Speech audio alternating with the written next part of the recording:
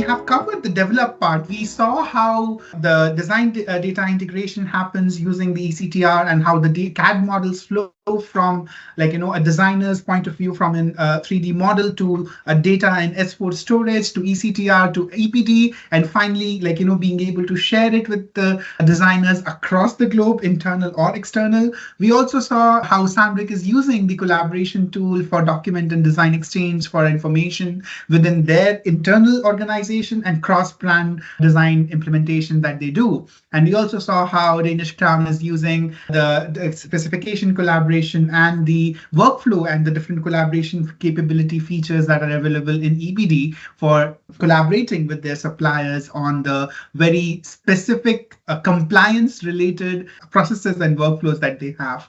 Now let's move on to the delivered part of enterprise product development, where we would want to showcase how you can leverage product information across the extended enterprise to support your digital thread initiative and have this closed loop process, because once you deliver, you also need to have that data back into your system to be able to derive insights out of it. And with that, I would like to invite on our stage Michael, our product manager, who would take us through the Handover-to-X topic, explaining us how to streamline handover processes can drive the digital transformation in the modern product development and manufacturing.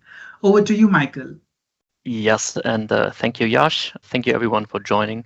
Again, my name is Michael, and I'm the product manager for our intelligent handover capability. So first of all, where's the title coming from? This is Handover-to-X. And the X stands for multiple handovers.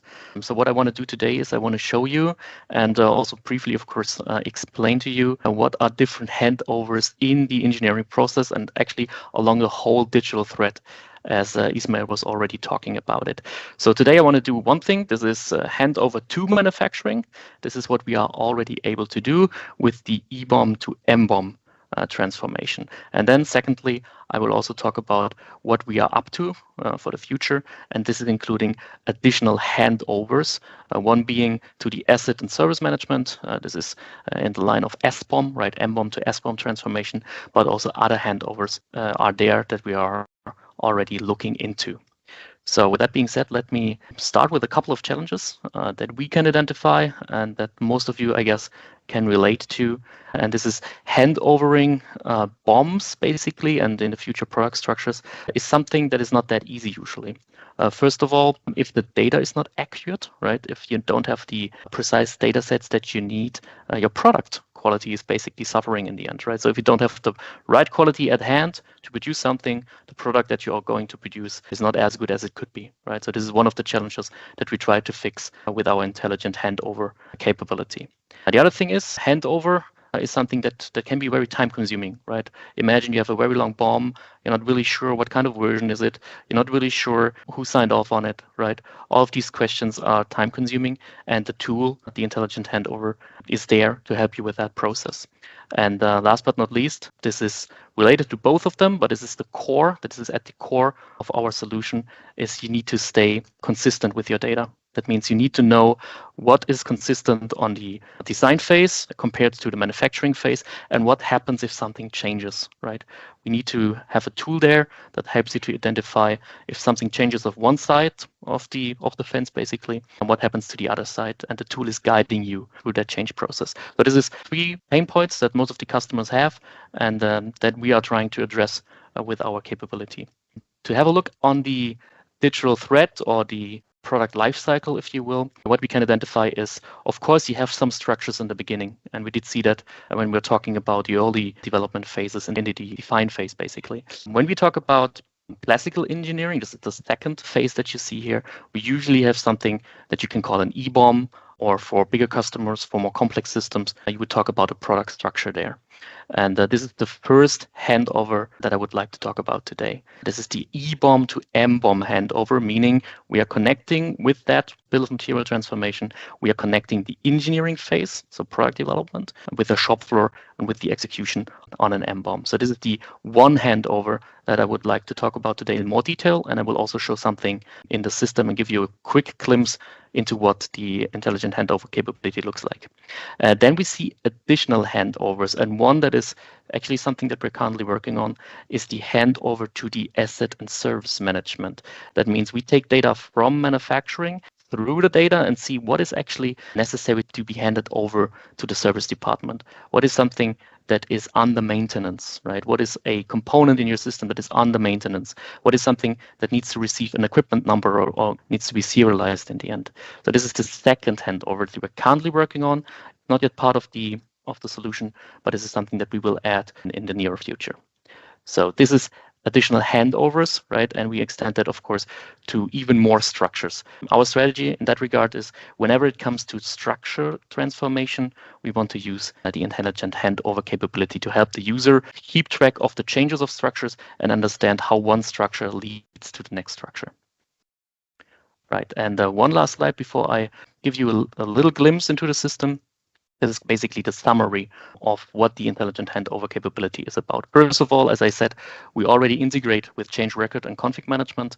That means what we are transferring, right? With the BOMs that we are handling, we have a change process that we can run on top of it, and we can make sure that the configuration of those structures is consistent.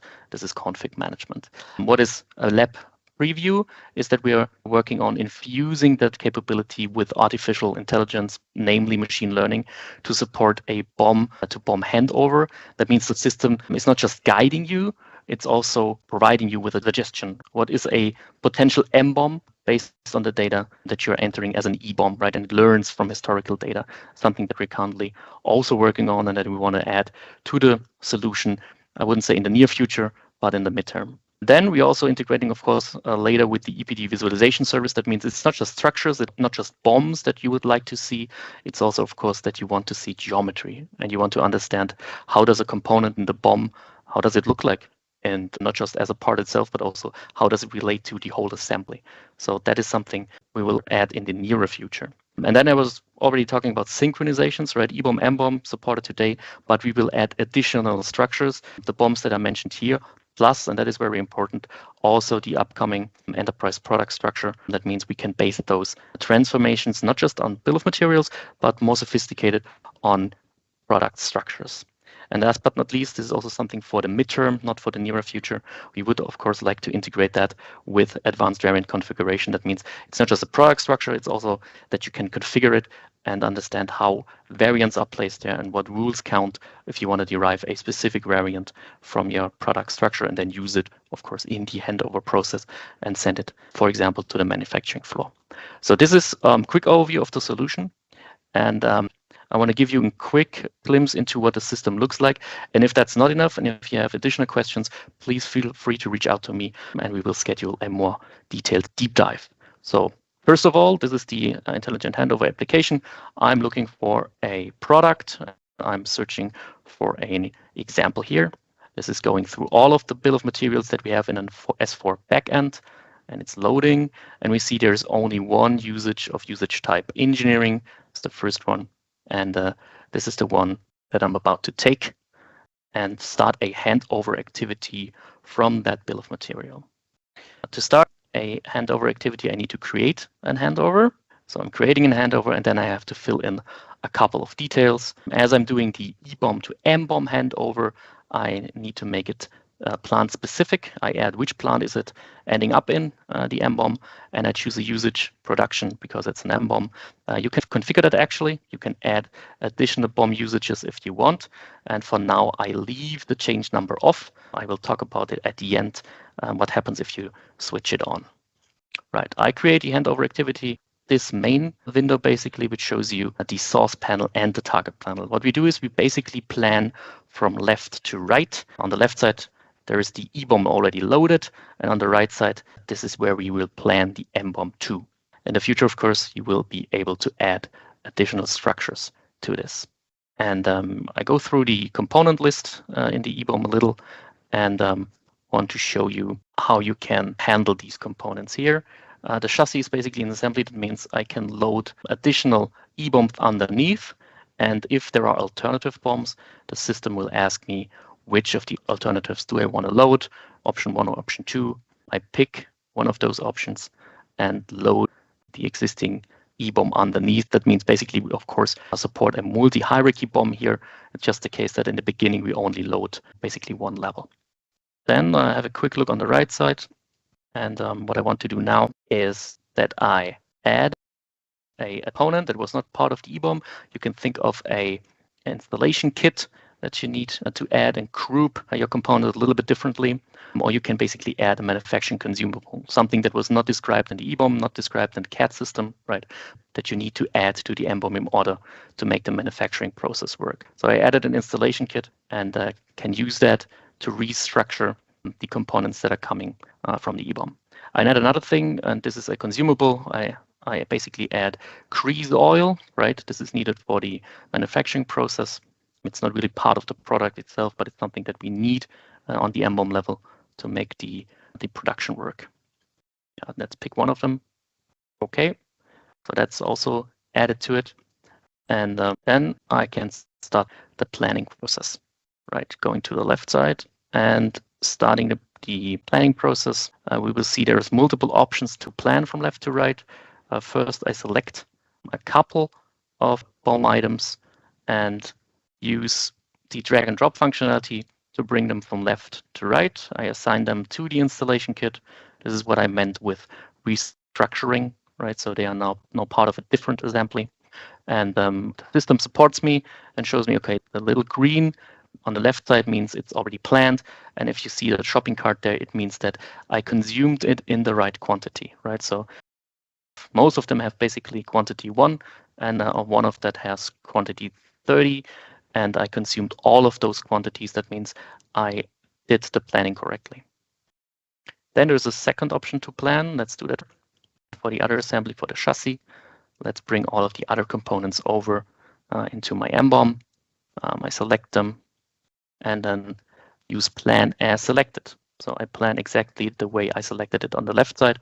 What you also see now is that everything on the left side turned green, right? I planned everything and I planned everything in the right quantity. Last but not least, I will try to change something. Oh, that's coming up now. Right, I changed the quantity. So the screws, there are 30 of them, and let's change that value to something different in order to explain you one additional thing.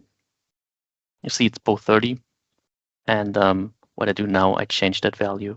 Let's say I change it to 20. That means the system should basically show me, first of all, an underconsumption, right? You see that the shopping cart that turned yellow, that means I underconsumed it. There's 10 additional quantities left that I can plan to the right side. And it also shows me that there's a change discrepancy. That means something changed on the right side in the meantime, and you need to handle that change. This is just the indication that something changed. This is not the solution to that change is not automated, right? So this is the indication to the user that he has to make a decision. Is that actually correct? Does he want to leave it that way, or does he need to change something? Last step, I already hit the publish button. When I hit publish, I synchronize the MBOM structure again with the S4 backend, and from then on, this MBOM can be used for downstream purposes in the S4 backend. Right, that was the real quick glimpse into the system. Thank you very much. With that, we move on to the next topic on the agenda for us, which is deliver visual insights across the enterprise. And I'd like to invite on stage Lars, our solution management specialist from Digital Products and Asset. Over to you, Lars. Thank you very much. Hi, my name is Lars Olson. I'm broadcasting from Southern California here. And today we're going to talk a little about the visual digital thread from design to service to start out with. In our last meeting that we had roughly about 6 months ago, our colleagues in New Zealand, specifically Nick Wang, was talking about this end-to-end design to service strategy, where we're trying to take design data from the CAD, from both the handover process that Michael was just talking about, as well as data coming through product structure in the future, and the integrations that Gerhard showed earlier from ECTR, and taking that design data, both 2D and 3D, and how do we integrate that with business data, right? How do we tag it so that it's connected to the business data? And how do we store visualization so that it can be reused downstream outside of EPD? So the goal here is really about reuse of CAD data, in the design to service process. We can store that data, the visualizations, back into S/4HANA or S/4HANA Cloud so that the downstream applications such as S/4HANA Service, Digital Manufacturing, SAP Commerce Cloud, SAP Service Cloud, Field Service Management, and ultimately for execution in Service and Asset Manager with the combination of Product Model Viewer, how that CAD or three-dimensional visualizations go through each or connect to each one of those solutions. Okay, so the key takeaway here is that we're really following the guidance of the integrated enterprise by using one domain model and model data integration. You can see that that's coming into play in a lot of these solutions. And this is how we avoid doing point-to-point integrations, and we can use master data integration so everybody downstream can see product data or asset and equipment and functional location data. Okay, so to that end, we're going to be talking a little bit about the Product Model Viewer. This is the latest solution here. I created a spotlight video for you guys to review. So you can take your mobile device right now and you can scan the upper left-hand corner with your iOS device, and it will go to the Apple App Store, and you can download that for you to demo it yourself later on. But let's start with the spotlight video, and then we're going to get into some really compelling online demonstrations showing technology streaming rather than a video here, right? So let's start with the spotlight video, and we'll go from there and talk about the design to service process and ultimately how these visualizations will be consumed by a service technician. So we're going to launch this video here.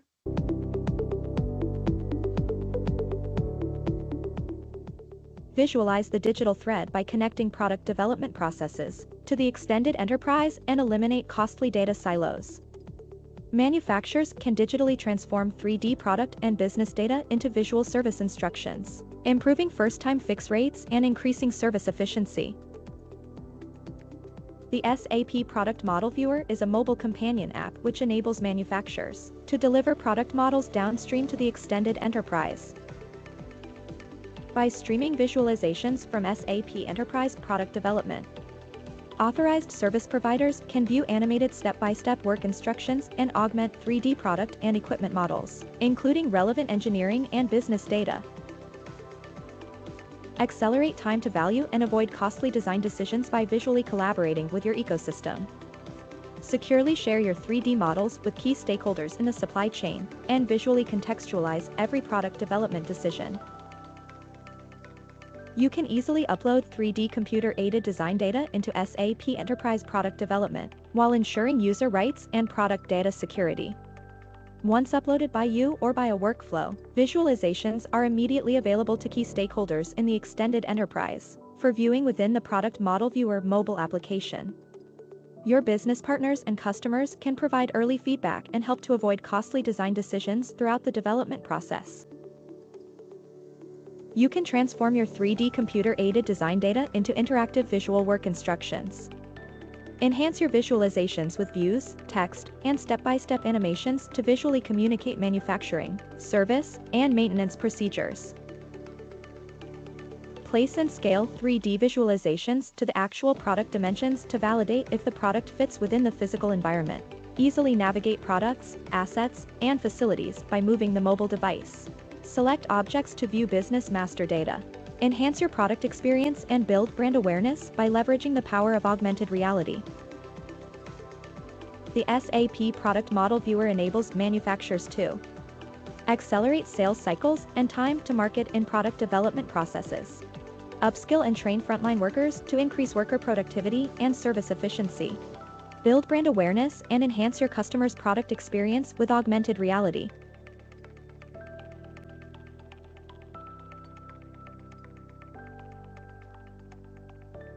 All right, so that's the end of the video here. So that's a good overview of the spotlight video for the Product Model Viewer. Again, this is kind of the end user use case from a service technician and how we get the data there. Let's take a little bit of a look at the process to get that happen. So Ultimately, it's about enabling manufacturers to deliver service instructions downstream to a service technician to increase service efficiency, right? So we've got business outcomes for both the OEM manufacturer, right, that wants to maximize first-time fix rates. And then from a service provider perspective, you want to minimize the downtime and provide the best quality service to your customer base. So we can do that today through a simple process of importing your computer CAD data. You can associate and restructure. Look, in the future, Intelligent Handover is going to give us a fully resolved visualization that's the correct, MBOM to SBOM, so that your structure mimics how it's put together. Your SBOM will be how you service it, right? And then we can enhance those visualizations by applying materials. We can author views and animations that get executed downstream. And then ultimately you publish these visualizations. You store the URLs inside of S/4HANA on the product, equipment, or functional location for those particular assets. So the end-to-end process looks something like this. From a visual perspective, you got the import screen, the associations, which allows us to tag that with the product codes if they aren't already there. We can then enhance the visualization. We can author the sequences and views that get executed when you publish that, and ultimately downstream into the product model viewer. Right, here's a screenshot again of the product model viewer where a visual service instruction and the end user has selected a component, in this case, one of the seals, which is going to be replaced in the service installation of the Evo valve.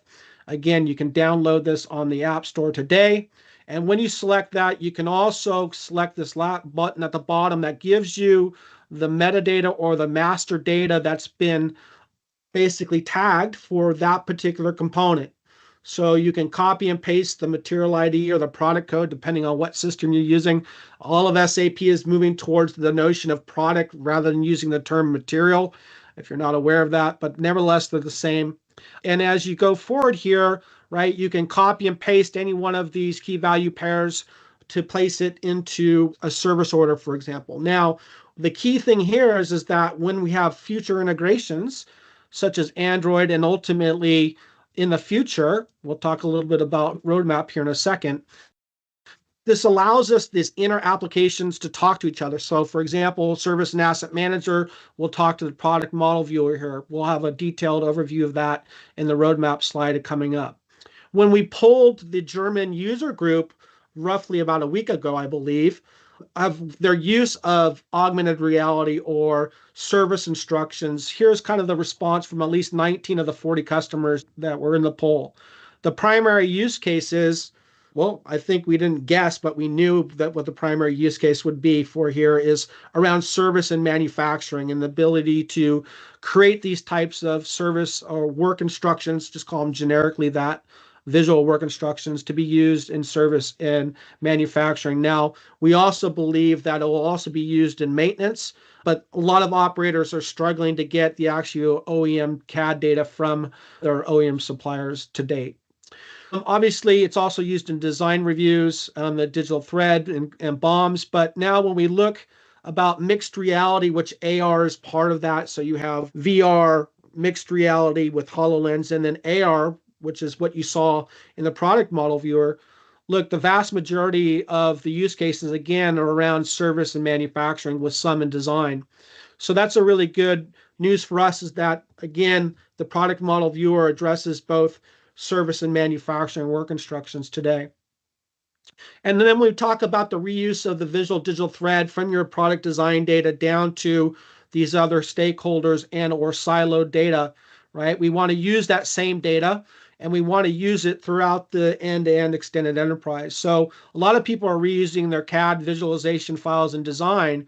And now we see this movement or transformation within our customers to manufacturing, service, sales, and some people just evaluating if they're going to use that IP downstream in a process or so forth.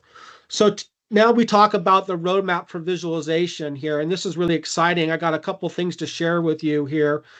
Really, the integration of the product model viewer into SAP Service and Asset Managers coming in the 2305 release. We are done almost right now with final code freeze here, and the integration will be available here in the May timeframe.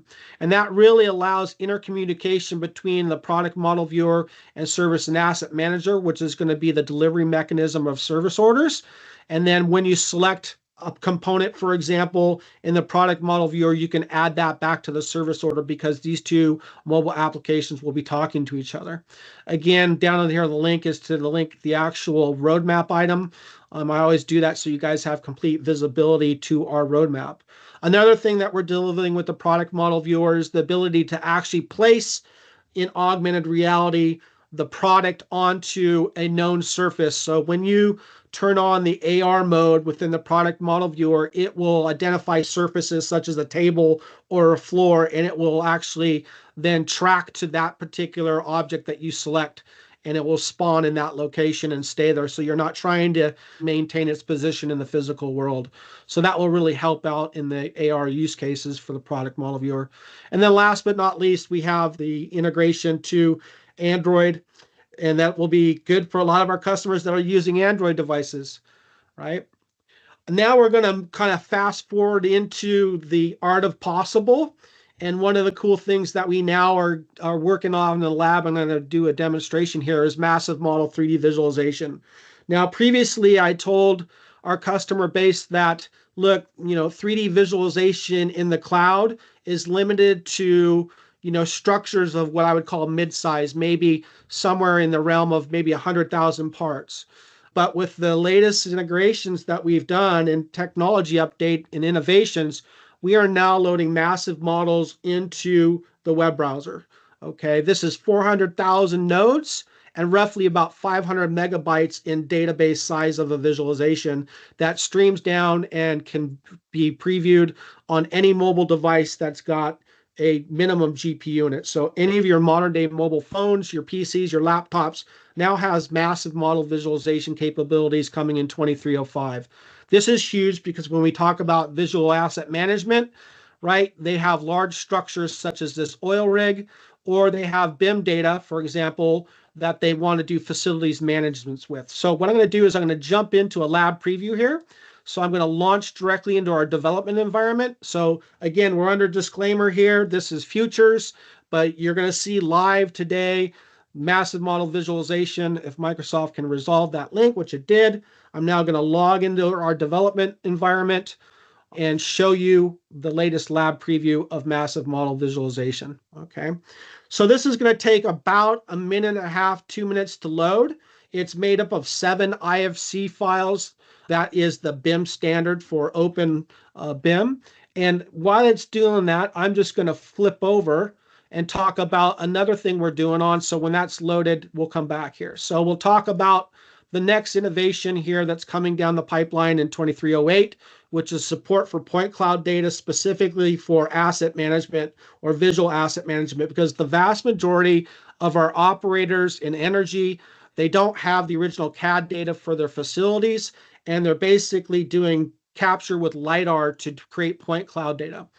So what does that mean? That means that in the future, or right now, we're evaluating technologies to implement with an EPD visualization, such as this particular library of data that basically shows point cloud data where me as an end user, I'm doing point-to-point measurements, because oftentimes point cloud data is used so that you know what type of equipment or scaffolding you need to put in place to do a shutdown or turnaround. So here, example, I'm measuring the distance of this particular pieces of equipment. The next thing you're going to see is often done within point cloud data is what we call segmentation, or isolating various points into equipment or functional locations, right? So now I'm extracting or reducing the amount of points that represent that piece of equipment. This is another use case because then we're going to want to tag this set of points to the various pieces of equipment that it represents in the back end. So with that being said, I'm now going to come back over here and see now our visualization is loaded, right? That was maybe a couple minutes that I was talking about point cloud data. And I'm going to now demonstrate kind of how this file was generated or merged together, okay? So if I go in here and look at the product structure for this hospital. It's made up of 7 different IFC files, okay? And these IFC files represent the trade from a building perspective of various types of entities: plumbing, electrical, fire, structural, sprinkler, architectural, mechanic, okay? And typically this is the way that an EPC or a design firm for large building or facilities management is. They separate each one of these CAD systems by these types of objects that you see. Plumbing, HVAC, and so forth are usually designed in different CAD systems, right? So here you can see I can actually go in, for example, I'm going to take the architectural components here and I'm going to turn them off in the hierarchy just so we can kind of see inside of this model here, all right? So then I'm also going to go up to the structure, which is all the cement components and some of the I-beams that were probably metal, right? Steel I-beams. I'm going to turn those off. And the purpose I'm turning this off is now that when I start to visualize the interior thing, I'm seeing all the plumbing, all the HVAC, all the electrical, everything that represents this from a facilities management perspective, and a digital twin of this facility is here. Now, it's not one blob, it's individual components. And for each component, you can actually see the CAD data that comes across with the IFC file. The important part that you need to understand is that we support that metadata coming from the IFC or the actual AEC CAD data within the IFC file is supported here, because we may want to use it for querying purposes such as the following. All right, so we notice that this particular object is a pump in the mechanical system. So now I can come in here and I can go to the filter bar and I can say, you know what, I'm going to filter by metadata by creating a metadata query that basically ignores the category, the source, and the actual name of the metadata value. And I can just say contains, for example, pump, right? Because I want to isolate pumps. So I'm going to add that as a filter query. I'm going to go over here and I'm going to move this down and I'm going to execute that query. And now in theory, it's going to select everything that's got a key value pair in the metadata called pump. And then I can isolate that. All right. So there are my pumps, right? And now when we look at the metadata for each one of those pumps, you're going to see that in the CAD metadata, they've gone and actually tagged this with the equipment ID to the left of what we call the handover. So this is awesome, meaning if they tag it from an EPC and already created an equipment tag, we can take this metadata and basically use this to create an equipment record inside of SAP with the same tag. So we don't need to do it in the handover process. We can leverage the metadata automatically to create this equipment inside of S/4HANA. So this is super cool. Again, massive model visualizations show all. This is everything you'd want to see from a facilities management. And we're connecting this up to 8 p.m. to do risk and criticality and EAM strategies for equipment and functional locations as we speak. So the next demo you're going to see is me painting all this equipment that you see for pumps or the cooling towers by 8 p.m. data. That's the next demo that we'll be presenting in the next go around here. So going off time here, I need to fast forward. The last thing I want to show you is a notification alerts on markers. So again, I'm going to jump directly into a preview of that and demonstrate this capability. So again, another demonstration of innovation that's coming down the pipeline in 2305. I think we're going to have that. All right, so we're going to load a new visualization. This is of a bridge. And what we've done is we've marked the bridge with markers. With these three-dimensional markers are basically show various pieces of equipment. In this case, the markers are IoT devices. And you can see for each one of these markers here, we have a bubble that represents alerts, okay? So I'm getting 90 alerts on this sensor, one on that one, and one over here. If I select any one of these sensors, you're going to see we're enabling our customer base to actually drill down into that notifications and see what the last notification is. Because oftentimes when you have these notifications firing off from some IoT device, you then have to go in and you know there's 92 of them, but you don't know what the latest one is. So now we're able to drill down into that. So this is just showing us as we go into visual asset management, as we integrated already into connected products, we're now being able to drill down into that IoT device to an alert and so forth, and start to see master data from those alerts. So with that being said, that's all I have to present today. If we look at the last slide, you're going to see not only are we displaying it on a three-dimensional object, but also on a 2D visual navigation where we have that exact same sensor. And again, we can see the alert and drill down on that selected piece of equipment, which is an IoT device. So thank you very much for your time. With that, I'm going to pass it back over to our team. And thank you again. Thank you so much, Lars, for taking us through the entire visual digital thread. You delivered as you promised, like in terms of how the digital thread from model-based enterprise, to see it not just for small application or just one equipment, but the entire facility, and rendering like 4,000 nodes into the 3D model and drilling down into the isolation of each of those pumps was really amazing to see how seamlessly it is possible to integrate this, facility management also into the visual digital thread and get the equipment. And as you mentioned with the bridge example, we also connected to the IoT data so that real-time data is flowing into the system with the notifications coming in. So bridge was just an example. If it could have been a pump IoT sensor or any other facility-related IoT center that can be connected to the enterprise product development application and bring that data back to the decision maker with this real-time data that, if operations management or maintenance is required at that particular node or not. Thank you so much for sharing that. Ismail, would you like to add something on the entire visual insight across the enterprise demoed by Lars? I mean, there are probably so many things what we could add, right? So recently, I'm talking with a customer about Industry 4.0. And so this was an OEM. And when an OEM sells a product in the future, they're also already thinking about new business models. And the business model, what they're looking into is how can we basically, as an OEM, make sure that the product data we have can be sold as a subscription. And this company is looking at 3D model, into leveraging other type of engineering models, also in the predictive maintenance space, to basically sell these models and get a subscription fee for that.